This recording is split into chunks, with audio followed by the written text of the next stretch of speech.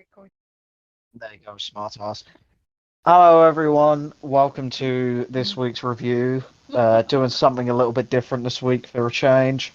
Not doing a movie like we usually do. We are doing a web series, if you want to call it that, a YouTube mini series sort of thing. Uh, Once again, coming back with a horror because, of course, that's basically all we do on this channel, except for the occasional regular film because Oh, you got 3 pages. Come on, dude. I've got like 2 pages and a little bit on the end. He's written down every single thing that happened, so you won't need to watch it because he'll give you like the book of it basically. He's written a mini novel. I do a proper review, unlike you who gets the important bits. I'm sorry, look at that.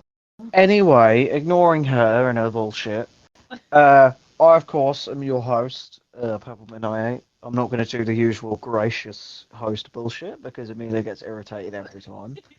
Joined, of course, as mentioned, by Amelia, who can plug it at the end of the video because I can't be asked to do it now. This week it's my go. Amelia reluctantly decided. Well, Amelia reluctantly chose to be part of this. She's been with us for a good few of the reviews now, but we thought. Well, I thought that I would do a different sort of thing this week as opposed to the usual movies. My choice, so she can shut up and deal with it because I'll have to watch one of her crappy films next week. Love you. Oh. No, it won't be crap. Hopefully not, anyway. But yeah, we are looking at the look-see on the YouTube channel Crypt TV. Not, I wouldn't say famous, but they're a sizable YouTube channel.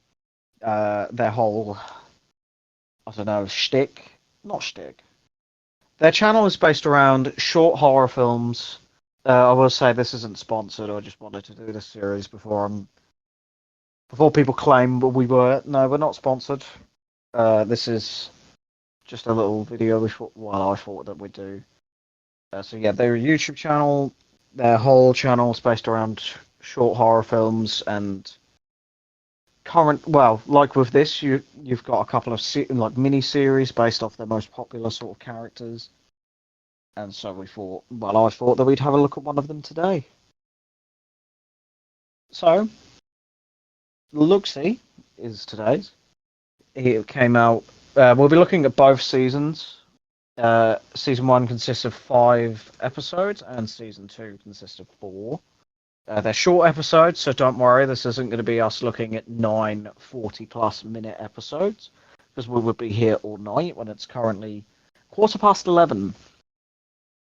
And that is, do what you wish with that, because I'm not going to change to all the time zones in the world. That would take a little while. So, as I said previously, it's a YouTube mini-series, a web series spanning 2 seasons of short episodes, produced by Crypt TV, I should say. But it was created, written, and directed by Landon Starmer. Amelia is on a butterfly game, so I doubt I'll get much input, so... You will, but it's just you've written everything in great detail. I could have summarised it in about 10 minutes. Yeah, because you're boring. Anyway, so we'll get straight into it. Spoilers. I mean, this show web series is at least 6 years old, but I have to put spoilers in anyway because then you can't have a go at me for spoiling it. So we'll get right into it. Episode 1 of season. Well, I will quickly add that season 1 is more of an anthology series, so all the stories are semi-connected, but not 100%. Whereas season 2 is a bit more linear and is centered around one sort of story. So, episode 1 begins with a man with holes in his head, who I will add now that we've got far enough in, is a man named Daniel, who is the husband of this episode's central character, or was. He is our first kill of the series, technically. Kind of. Would you agree? Mm-hmm. because he sort of appears for a second with two holes where his All eyes I should know have been. is that there's No, that is another thing you will notice, except unless maybe you like other horror channels on YouTube who we have mentioned in the past. You'll still have no idea who it is because you've never seen them. But we'll save that for when we get to it. So after we have the man with holes in his head, which is surprisingly well done for more of an independent project because it doesn't look like shit. We cut to Jenny, who is played by Belinda Gosby. Again, well, these are sort of actors we wouldn't really know. But I feel like I did know Belinda Gosby from somewhere, so I've seen her. We're once again going to Google. You'll notice that this episode is not going to have me constantly going, "Oh, she was in this." She was in a film called Minge of Flies. That's an interesting choice. Anyway, The Fox of Wall Street. That don't sound like a knockoff. Sorry. Anyway, back on track. So she's fleeing from something into a. I don't know if we should call it a toilet or a bathroom or a restroom. Toilet. well, it is. She was in the toilet. Yeah, she was in a toilet. Da, da, da. She's fleeing from something into the toilet. She hides in one of the stalls and sees the cryptic phrase, "If you yourself can't release, it will come to take a piece." I'm not going to repeat this every time it comes up in the series because it is way too. It's just going to get repetitive, and you can take a shot every time I say it. So I will not be doing that. So you're welcome. It will just be the phrase or the note. I'm not saying if you cannot release, it will come and take a piece. So, she then spots a pair of very smart, very nice shoes underneath the toilet stall, all over the. Well, it must have been the women's toilets because the men's are always fucking disgusting. So, you can take my word for that because it is always just nah. Yeah. It's way too nice in there.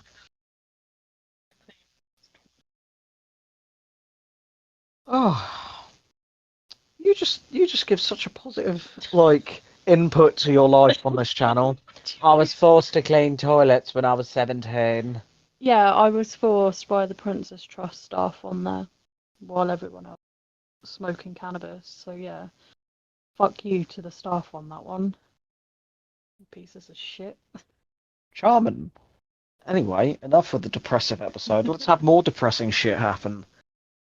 So yeah, she sees the creepy pair of shoes underneath the stall next to her, of course belonging to not Slenderman.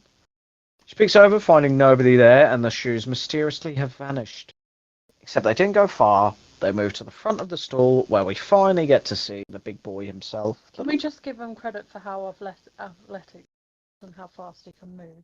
He is a speedy boy who can probably teleport, let's be real. I don't think. I would like to think that he.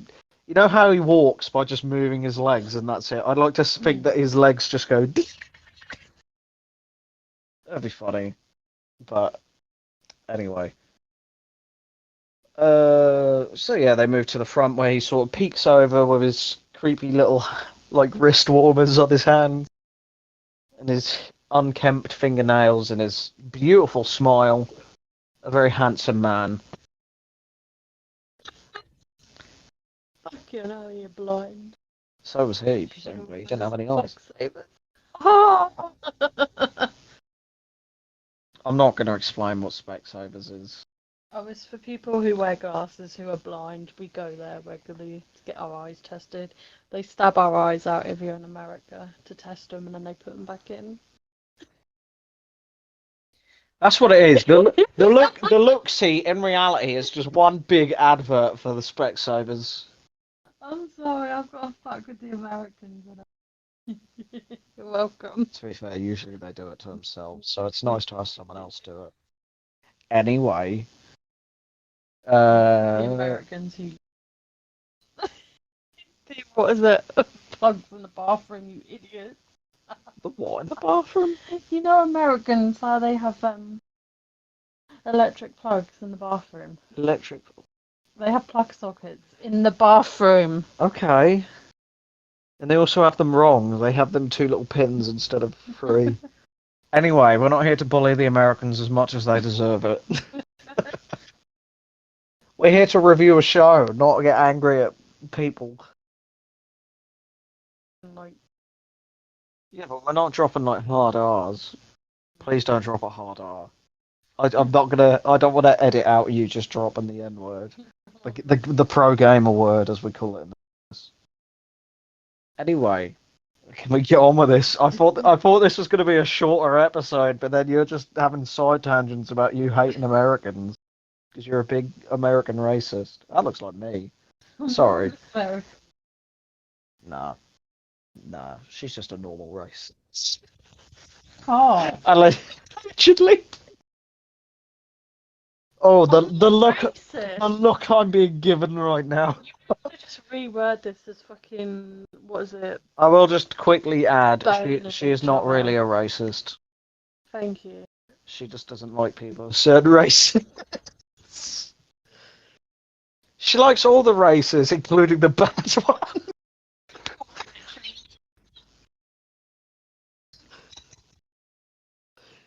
Anyway, no, she's not a racist. No, I'm not going to add another. Please don't Please don't hurt me. I do Don't not. cancel him. Cancel culture. You're the racist. Why would they cancel me? Because I haven't done anything. I haven't said anything. I haven't done anything. They've not found enough evidence. How can it be a hate crime, officer, if I love doing it? Anyway, let's get back to it. Oh, I forgot where we were. I want to be able to try and finish my. If you could hurry this along, Shut up, make me. racist. Anyway, fucking hell. I'm not editing this out. This is a one-take job. I will only edit out you dropping your hate speech towards minorities. What? Do you know what? I'm autistic as shit, and he never explained. Fucking hell. I'm probably sure first review we did was you going, I'm autistic, right? Anyway, this is a review podcast where we just talk shit.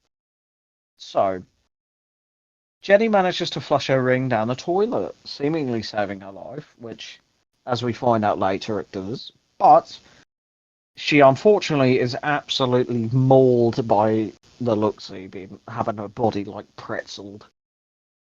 And one of her left hand is removed, and that is kind of important, but isn't realistically in the long run. Yeah. So when she drops it in, she flushes it, and we see a glimpse of her husband, Daniel, as mentioned earlier. I'll get into who plays him and some stuff about him in a little while when we kind of get to meet him. Excuse me. So yeah, she leans back on the toilet seat, and that's when the Luxie grabs her and just brutalizes her. And that's the end of episode 1. Oh, that wasn't so hard. Wow, end of review. Now we can just go home. Silver. Oh yeah, Silver is kind of with us. He's under the bed again, snoring his head off. He's doing okay. He's had pain relief, and now he's just snoring. Episode 2 then begins with Marlene played by. And we're not going to get copyright for that because that's not the name of the song. Marlene played by Gwen Carroll, looking an image of Jenny and her husband Daniel. And now I will say his actor. He is played by Sean Bryson, who also plays the Luxie and does a good job with it because he is fucking just creepily acted.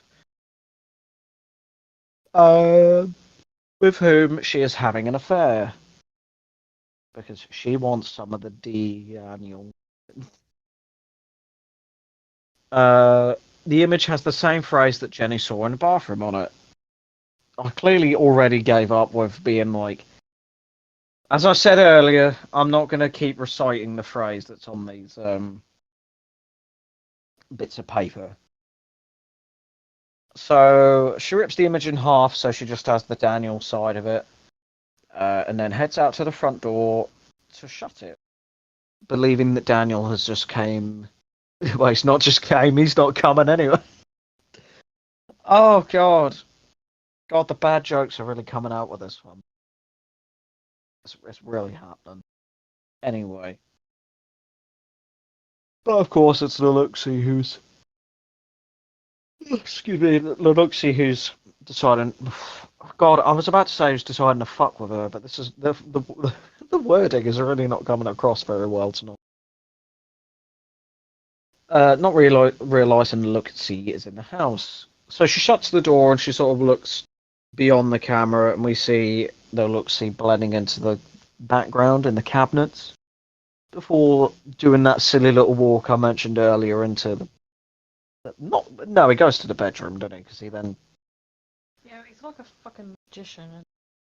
he's dressed like a magician. He's a very well dressed man. She then returns to the bedroom, as I say, only to be met by Deluxie, who chases her into the bathroom. Series 1 has a thing to do with bathrooms. It's like a weird obsession. A lot of the action happens, and to be fair, I can relate that in my personal life. Wow, not even a smile or a pity laugh. Anyway, I'm getting rinsed tonight. There you go, she laughed at that. She has got a soul after all. Silver's really snoring. It sounds like he's blowing his nose. She returns to the. So while she's in the bathroom, she decides to hide in the shower like a generic fucking horror movie character. She hides in the bathtub. She pulls the curtain because that's really going to make a difference to a monster that is going to rip your face off.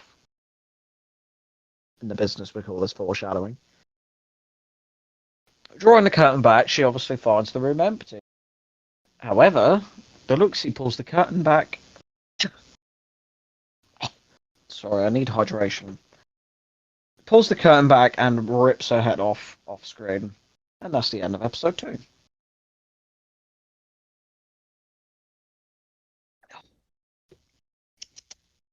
You might as well just pop down and get. So I'm just going to be talking shit to myself for another like 5 minutes while you get a drink. Yeah. Yeah! Okay, you can go get a drink. You're like fairly quiet as you leave. One take, everyone, one take.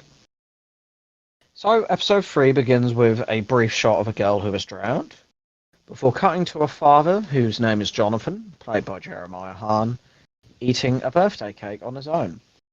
Presumably it's his daughter's birthday, hence why he hallucinates her a good few times this episode and why we had that opening shot. You said to go quietly. Yeah, but usually you bang around. They can barely hear you. Anyway, so he finds the note again. Well, he doesn't find it again. It's another character that finds our favourite little note within a photo album of him and his daughter. He then spots another like an apparition or hallucination of her, who lures him to a closet, leaving him a ribbon. Oh, it's fine. Sorry. He is then ambushed and chased to the kitchen. He does manage to put the cake in the bin and hides under the table, as the Luxie seems to step on top of it. You just see his feet walk in, he steps on a chair, steps on, like, up in the air, but he doesn't make a sound to signify that he's on top. Jonathan then finds he still has the ribbon, and as a result, because he hasn't given up his grief, he is then killed by the Luxie by having his arms removed and his head twisted around. That's fucked. Like, one way or another, that is fucked. But it's because he'd ate the cake, so as a result, he didn't give up the grief because he had consumed it, I guess. He made the cake out of grief, and because he ate the cake, there was no way he could get rid of it. But I don't know. I'm on my own. I can't make theories on my own. I can talk as much shit as I want for the next few minutes while she's making a drink, but I won't. Da, da, da, da. So then, after the credits, Jenny is shown to still be alive because, I never said explicitly that she was dead. She's fine-ish. Jenny is revealed to still be alive, and is the one writing all the notes with our favourite phrase on having survived her attack. And episode 3 is over. Episode 4 then begins with 13 kids having been poisoned at a school. We don't see all 13, we only see one of them die. But we then see like 13 bodies under, like, what do you want to call them? Drapes? Sheets? Whatever you want to call them. We don't see no dead kids. I can hear her slowly approaching up the stairs, being as quiet as a mouse and nicking the rest of the Pepsi. Alright? So, a funeral was held with all of our characters from the previous episodes attending, as a man above them watches on before leaving. It's never really explained how the kids got poisoned. I don't know if it was gas or if it was the look-see. How do you not? We literally watched this like 10 minutes ago. You know when the cops collect and all that? I'll get there. A police officer whose name is Officer Holt, played by Jasmine Reed, is at the school and finds a note. She heads onto the stage and is briefly haunted by several apparitions before finding the Luxie's glove, which then has his fingers and his nails come through, and a very well shot scene because all of us, like, she picks it up and then it very, like, a sort of hidden cut happens and then his hands in it. Why did you commentate me coming up the stairs? Because I was trying to make up for. I literally said, like, oh, I could chat shit for like 5 minutes, and then I was like, but I won't. You would have to watch the video to find out if I did.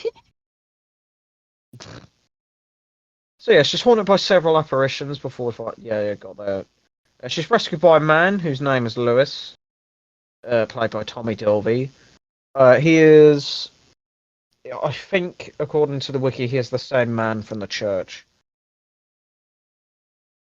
However, once they get off stage, the Luxie grabs him by his head and pulls him back in. Lewis then reappears but is dragged away, leaving a watch, which is grabbed by the Luxie as Holt flees. The man is then revealed to have written on the bathroom's door of the same bathroom that Jenny hid in. And that's the end of episode 4. Episode 5 then begins with Lewis being dead, having jumped off a roof. This is gnarly. Like, he had jumped off and half of his face had just, like, disintegrated from the impact. Oh, that was horrible. That was good for an off-screen kill. We then catch up with Jenny after her meeting with a Luxie in hospital. The clock and heart rate monitor suddenly stops as she notices a man in the doorway. It's the Luxie who is disguised as her dead husband, Daniel. Because he can shapeshift? Yeah, that would make sense, because in Season 2 he does a lot more of it. yeah. The Luxie sits in a chair and opens his mouth, letting a hand drop the watch from the previous episode. Jenny attempts to fight back, stabbing him in the jaw, however escapes before she can kill him. Lost it. Time passes as she sits alone, and when she returns to the bed, she retrieves the pocket watch. And that's the end of Series 1 and Episode 5. So, we will do... I've just thought of this as a different sort of breakdown thing. So, we will do our favourite episode. The one with the mannequin, the girl, watched last night. That was a different short film. Oh, okay. That wasn't... we could do that one. We could do that, like, series, because they're like fables that they've fucked up. We could do that one at some other point. So, my favourite episode. Hmm,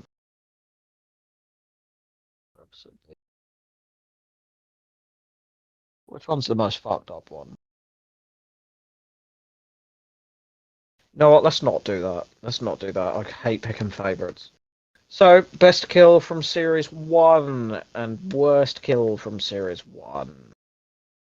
Emilia, your thoughts? Oh, that was horrible.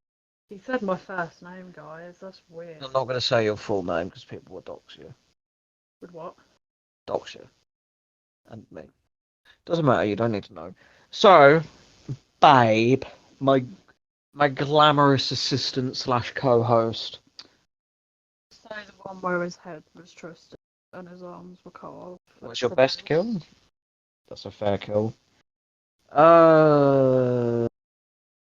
I'll probably have to say Lewis. It's just how he still had that shit-eating grin as half of his head was missing on the pavement. Mm. If not, I would have to agree with you on Jonathan.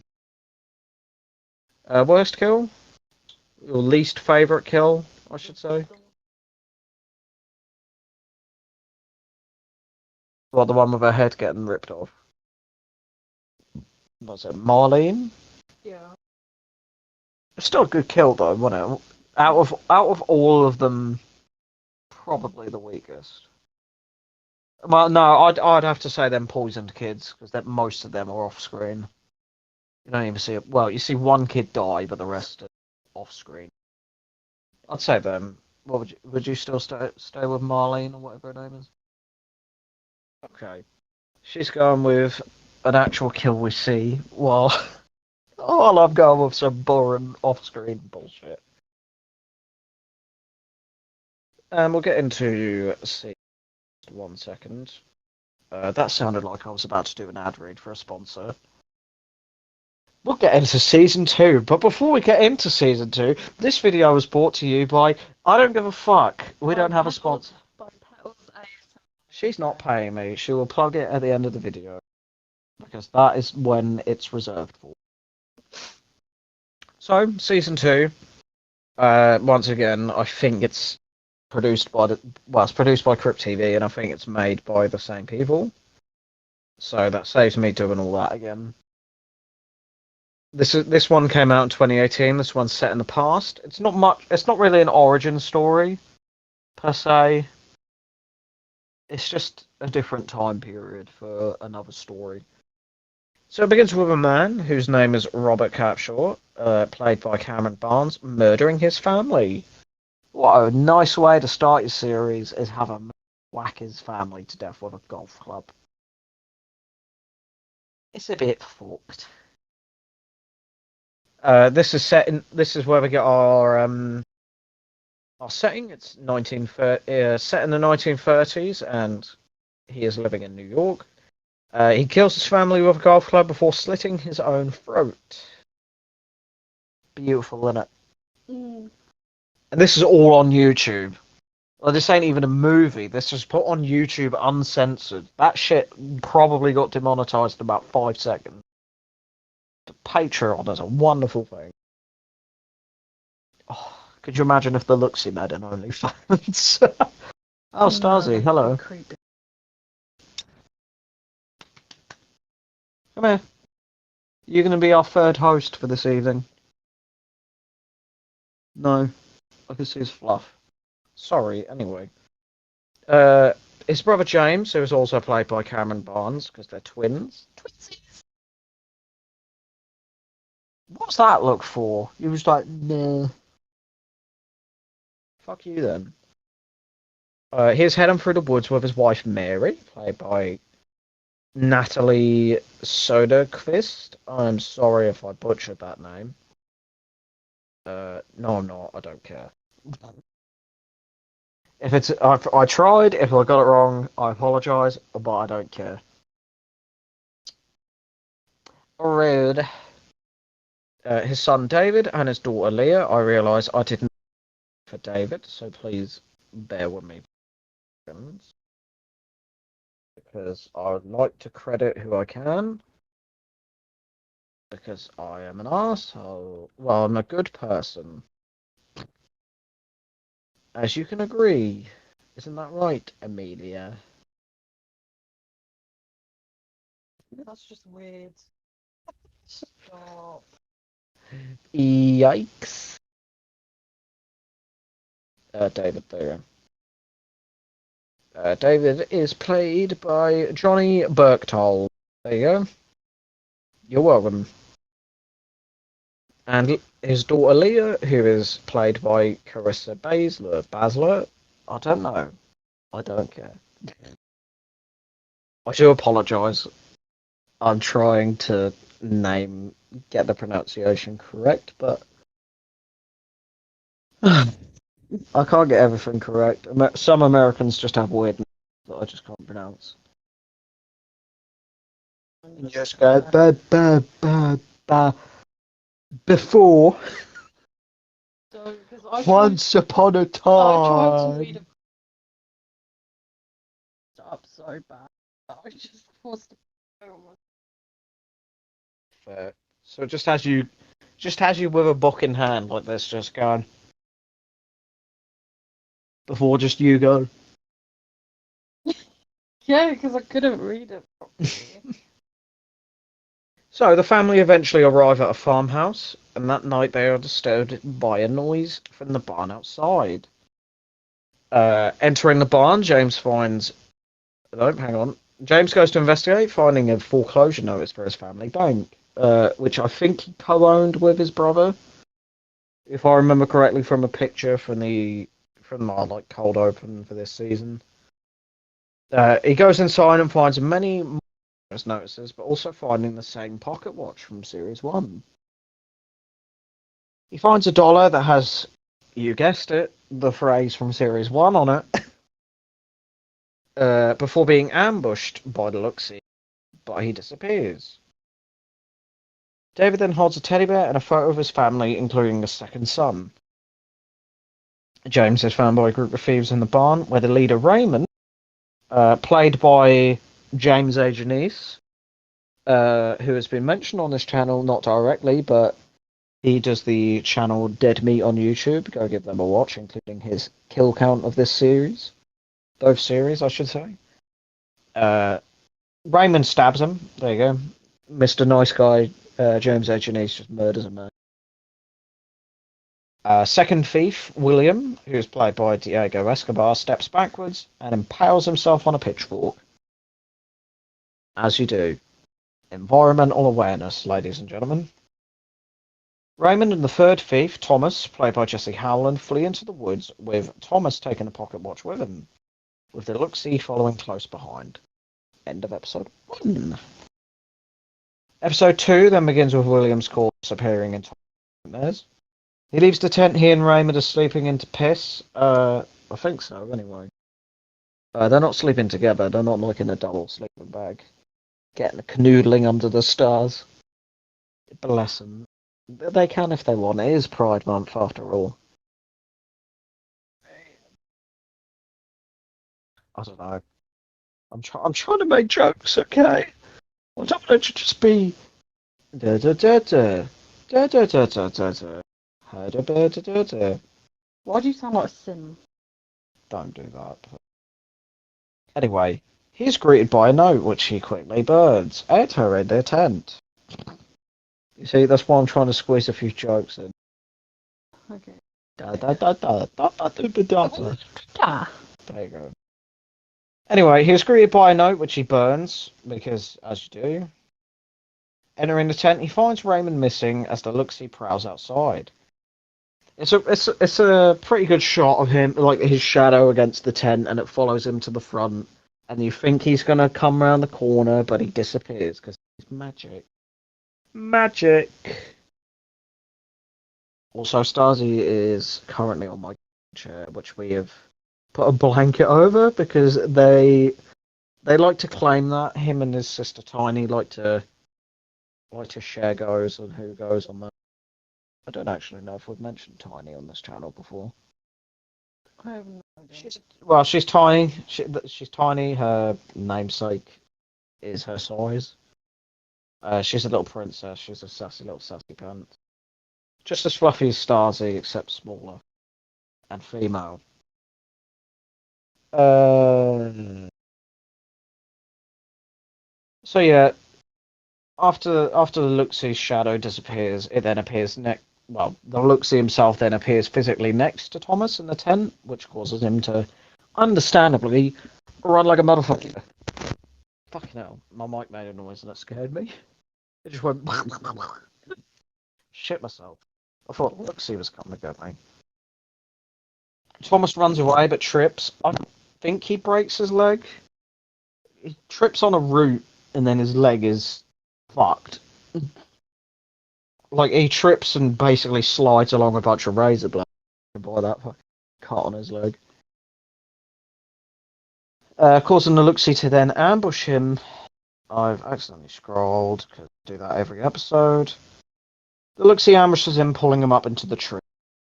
And good boy Raymond returns from somewhere and looks up, only to be absolutely drenched in the guts from Thomas's corpse, which is also thrown to the ground. He has been like... I don't want to spoil it too much, because you can just watch it. I don't do the descriptions of these sort of things justice. But his body is like ripped in half vertically. It's like all his chest and fucked. It's fucked for a thing that's on YouTube.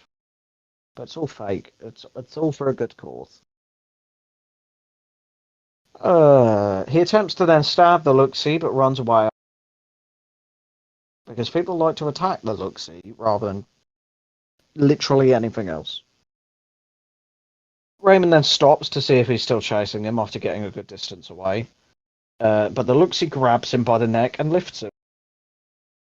Basically, does it like he's going to choke slam him from WWE, which you hate. You hate wrestling.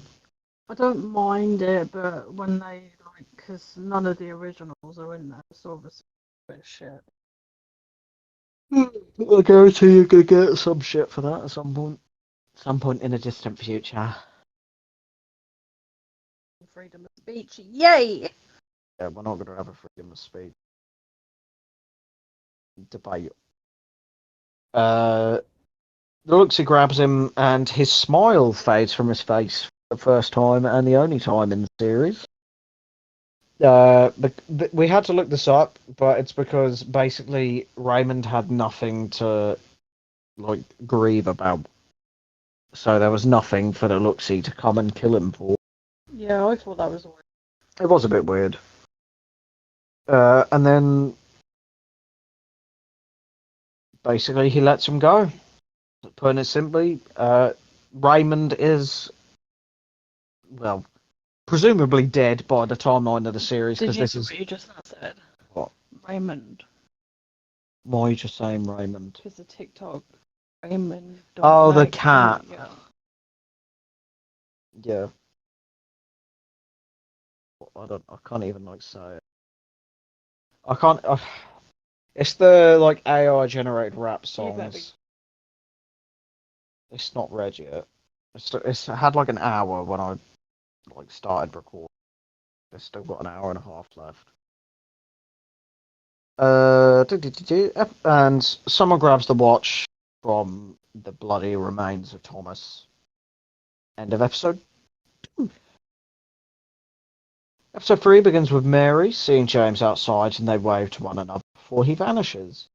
This is, as mentioned earlier, this is clearly the Luxie taking the shape of James, because, as mentioned in when we spoke about Series 1 earlier, of course, whose appearance does he take? He takes the form of Daniel, doesn't he? Yeah. He does that a bit more in these last 2 episodes. She heads to the dining table, finding a drawing before being disturbed by a sound in the dark. She panics after some meat drops down before finding a note. I do apologise. I don't know what this meat was supposed to be. I don't know if it was like part of someone's corpse, but I didn't really get a good enough look to really notice. Luxie ambushes her before trying to hang her with a necklace. It's really cool. It's a nice effect of her being lifted on the ground, off the ground by her necklace, rather than him like picking her up. She then, but she manages to break free and runs to the bedroom, finding another note, and the other, presumably a ghost of the other son, whose name is Theodore or Teddy. Teddy, get it? Because of the teddy bear. Yeah. Anyway, it's called wordplay. Like, get used to it. Theodore is on the bed with her necklace. I don't know why. I don't know why Mary is targeted. I think it may be because she's a greedy bitch. Because she's obsessed with that necklace. Because obviously it was left there, and she still tried to take it. Her encounter with Aluxi highlighted that she was particularly attached to her former wealth and highly materialistic. So yeah, because she was greedy, she was then killed for it. Yeah, so that'll be why.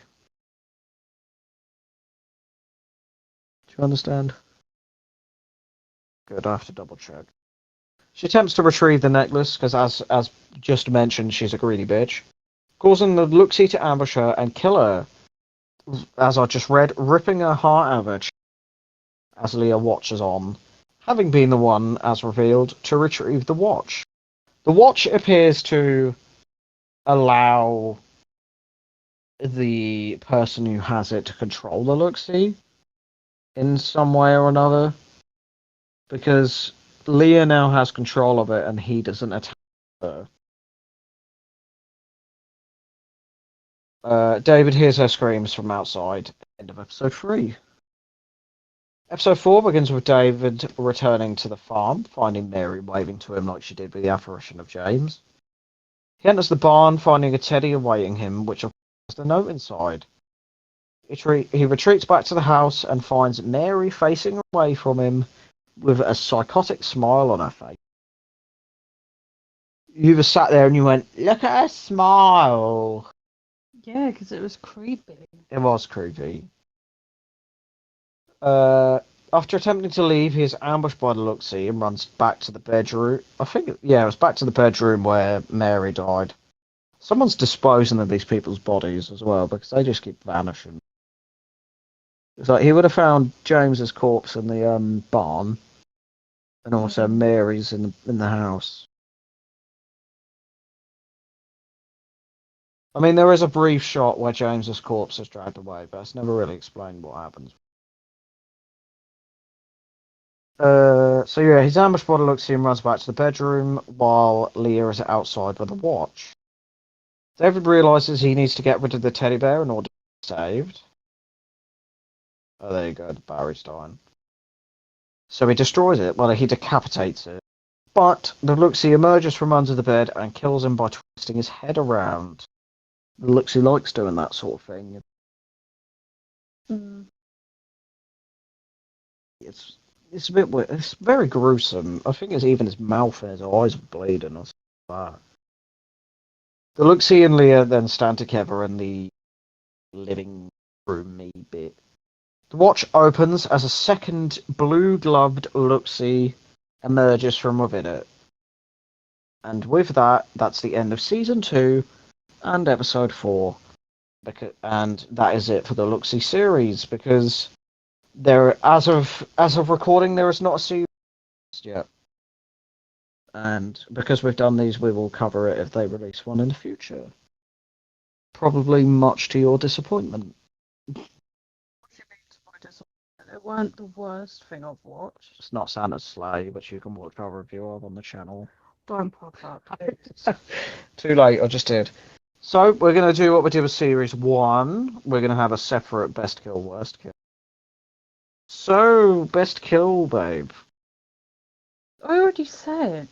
But you did it for Series 1, not Series 2. Oh, the woman. When she had her, heart taken out. Really? Yeah. Really? Yeah. Okay. My favourite kill is Mary getting her heart Whereas mine, I would have to say, probably Thomas. Because his body is absolutely eviscerated and Raymond is soaked in blood. And what would you say is your worst kill? Or least favourite kill? The dad. Yeah, I agree with that. My brother didn't. This man didn't even get killed by the monster in the series. He was killed by a random fucking YouTuber making a cameo. I'll just headbutt the mic, babe. Nice and done. Yeah, maybe. So let's get Amelia's presumably less than 5 rating out the way. Yep, I knew that was coming. I was being generous. A 4 from Amelia. Whereas because I'm a bit kinder and I'm difficult for an independent thing, I will give it a nice 7.5. Okay. So yeah, that was our little review of series 1 and 2 of the Looksee, and our first little mini series or TV series or whatever you want to call it on the channel. We definitely would not be doing the 100 you wanted to do, but then I made No, the the point. society. Not The society, because you said you wanted to do that. Except the issue we have is that it's long episodes as opposed to a few minute long ones. Well, as mentioned earlier on, we will be another of their series. They're like Fable series where they just make things fucked up, like Rapunzel and the Magic Mirror, that sort of thing. We'll cover that at some point, but for now, this has been the Looksee, and this channel has been another project. I have been Purple Midnight 8, Mitchell, whatever you want to call me. Whichever you prefer, I don't mind. Dickhead is usually a good one. I've been joined by my glamorous assistant and co-host Amelia, who at last has been itching to plug her channel. Can now plug her channels. the Obsidian Nook. You can find one of her channels linked in the description. You can find where this will be listed on our review list. But for now, we will catch you all later. It's Amelia's turn next week. Should be interesting to see what she comes up with. But for now, we will see you all later. Bye-bye. Maybe. I can't remember how to fucking stop this now. Anyway, excuse me. It's not over yet. Bye bye.